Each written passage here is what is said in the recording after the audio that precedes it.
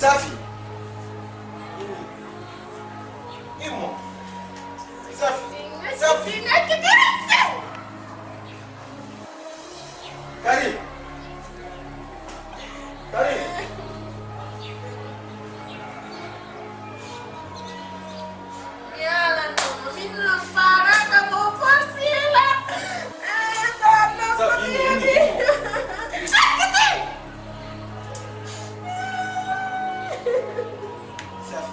Safi. Imo gue.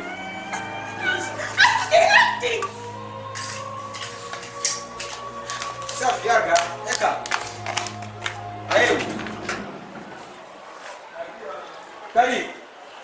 Karim. Abdul Karim. Mahmoud. Inde biar dado da sanzani dan c'est là quoi. Comme d'habitude nani wada sahari, je vois ton sourire. Mais hande biar da jodi en wadi do plus de 5 minutes tu ne parles pas. Mais hali no han wada ndem musila. Kon wadi. Wallahi bini musi quoi. No sahala nano landa hebi ko musi juwaade lam parce que nani woda ardirde kan quoi.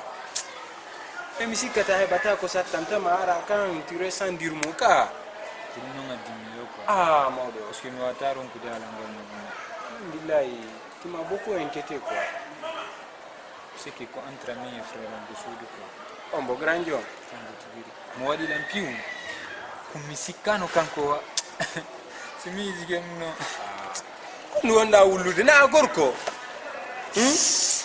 he ka ɓiɗɗo gorko si tawi ko affaire goɗɗum mo salanima objet ka ɓiɗɗo gorko yaltuɗa ɓano ɗaɓɓirta noon a heɓayi Wana ɗum ɗum fo. tu es homme comme lui Wana ah Karim je te comprends très mal il faut changer na ko ko mi jiɗa ɗum fo.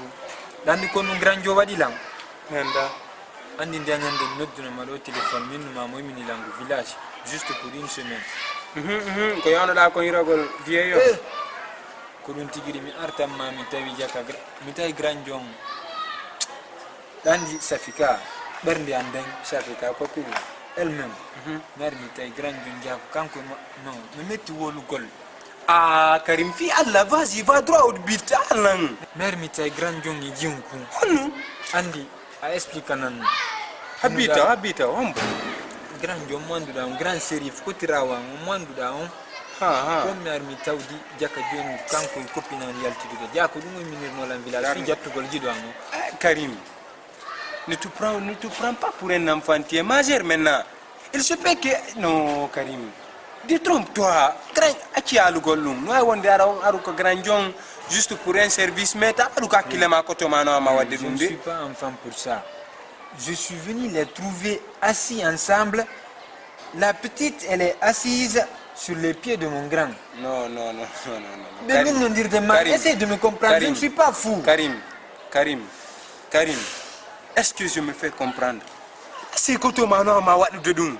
Man, je t'assure, je te mens pas. Au nom de tout ce que je sers, je te mens pas, man. Je suis sérieux, comprends-moi. Est-ce qu'il y a un phénomène? Ok, je te comprends. Dans ce cas, a famille, min communatama, toma wata ma trahi jude.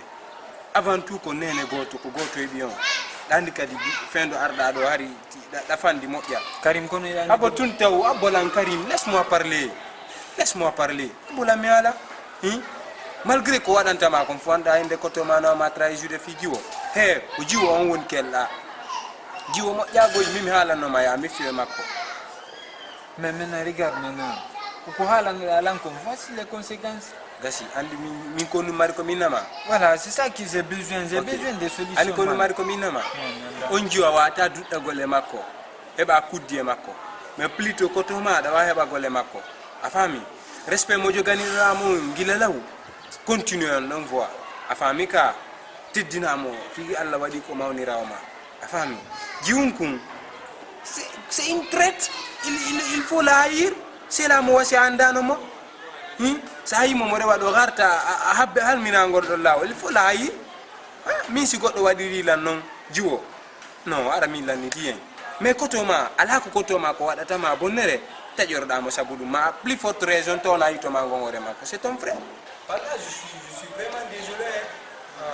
Kotoma non. J'ai compris tout ce que tu as dit. Nous sommes ensemble. On regarde together. la ta toujours quand même comme il a dama bolira il quoi hein merci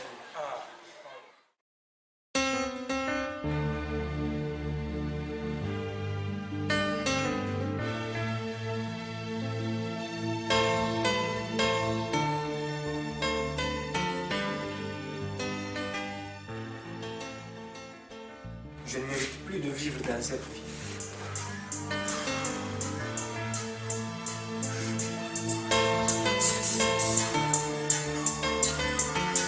Ça ne m'appelle plus. Qu'est-ce qui ne va pas?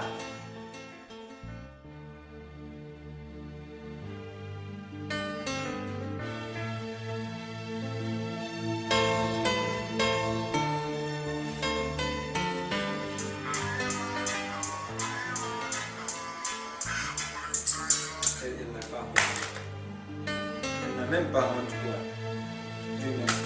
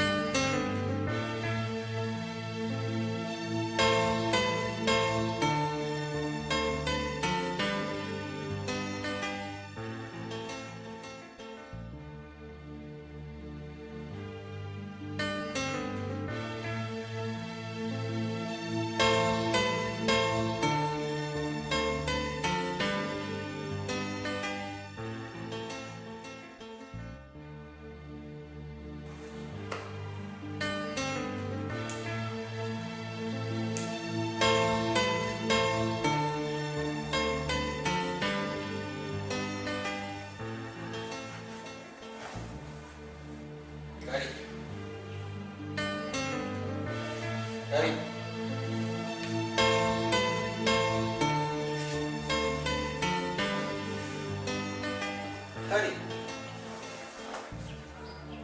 Kari. Kari.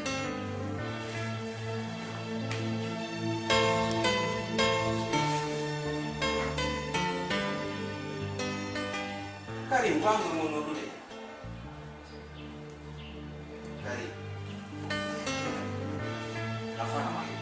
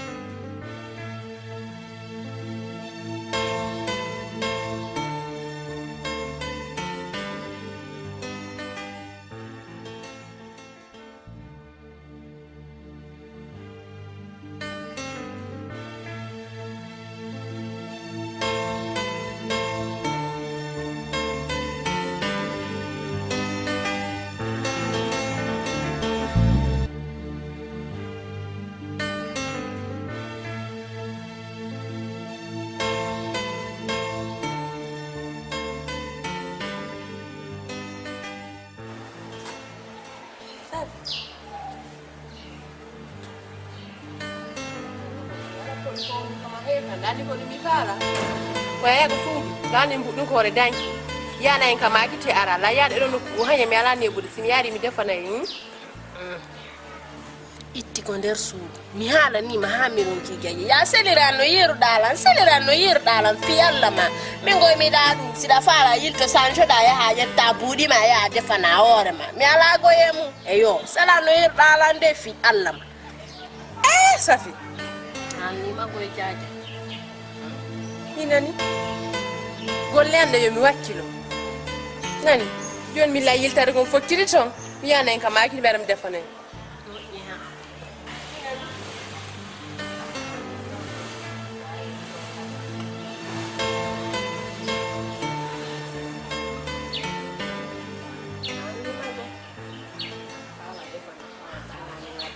min ko ma pilla ni ko problem jam fi defa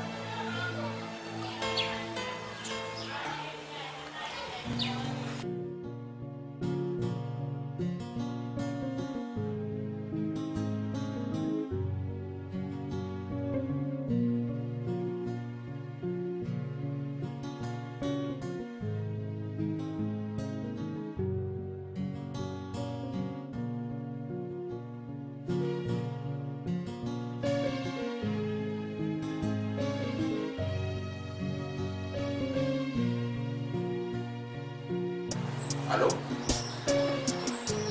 Petit en noir. Takasumo.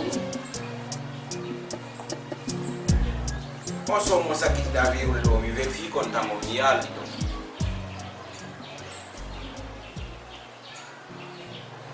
OK. Il faut bien vérifier ça. Hein? Rappelez-moi Dieu.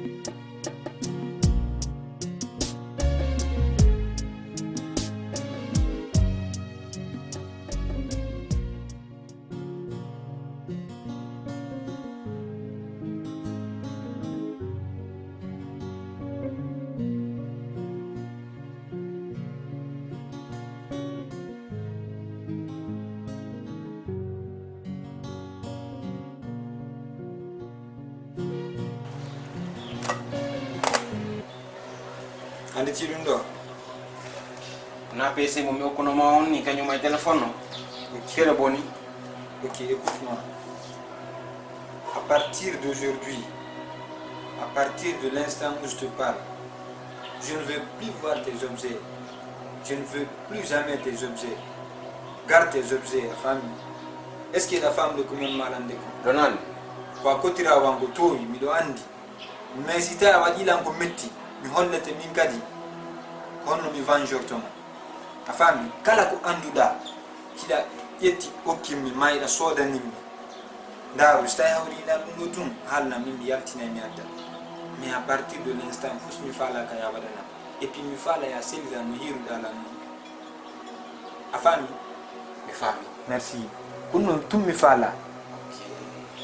Ko waɗi si artira objet ji ɗi ne Ko dum tum landiɗa kadi sino lutti fayin toujours artira ne no lutti ko artirade han joni Ok, si woni a artiri ɗum ɗon a watti ɗo no wiɗa noon mi sele te fes nandi kon no lutti Yanda.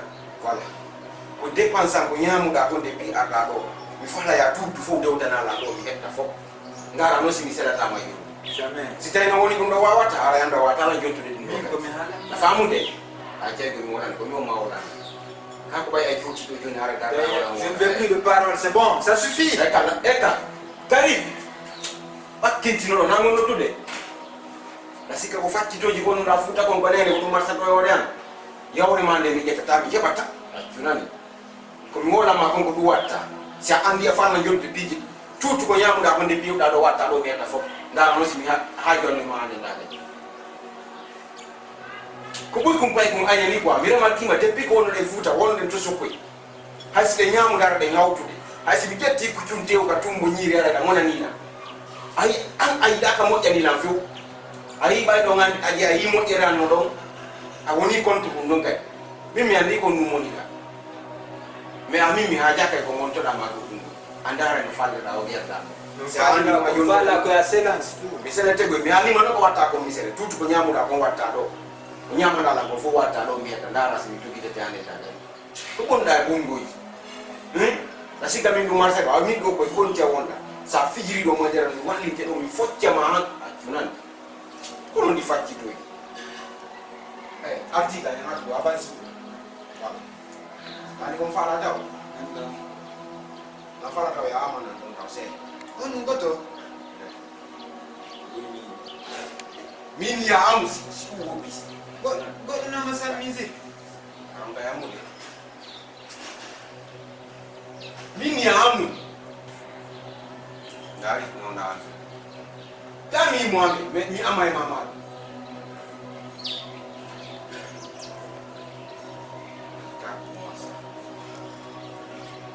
kay nyamu de kala tiani bo ma ko nyami roy na me so fara ma sen ko faccia ya dal manga ko mini ko yamu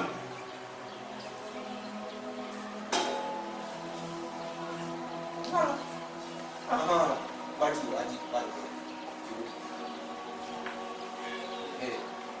ene ndilo ko nene ko to baba ko afami fousse jeta la fousse sora ah bon ok si nous wala no ngandi nega problème ala ngam bonene na uta mi hala asura hewti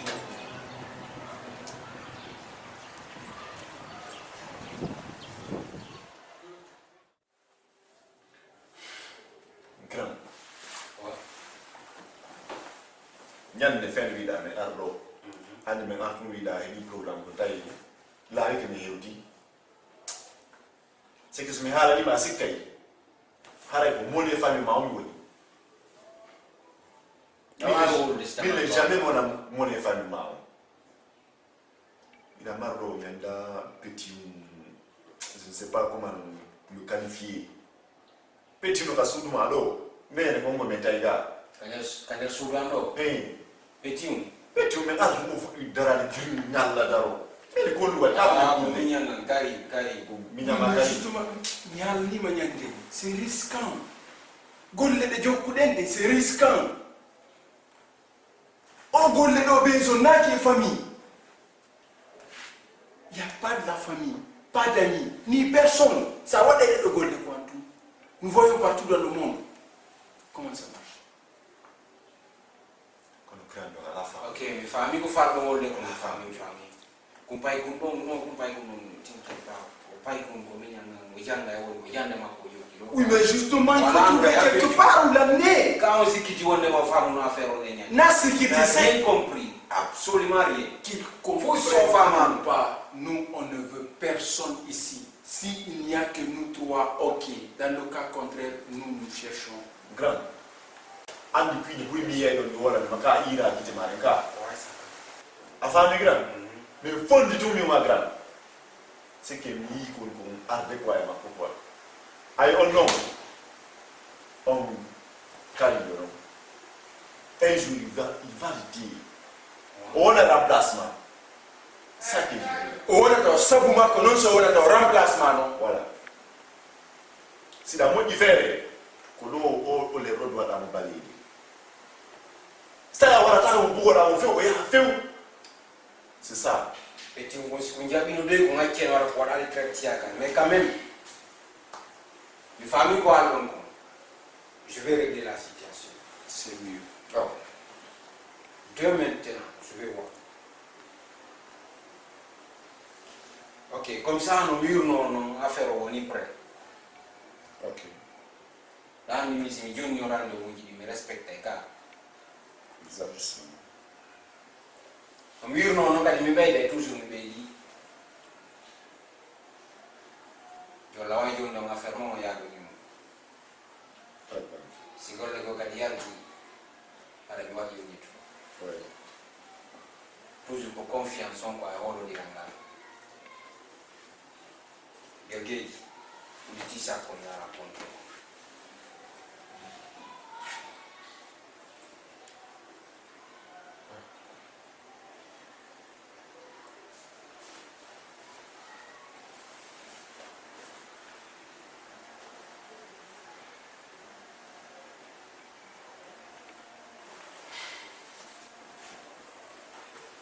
Si vous êtes content, Oui, grand. digo.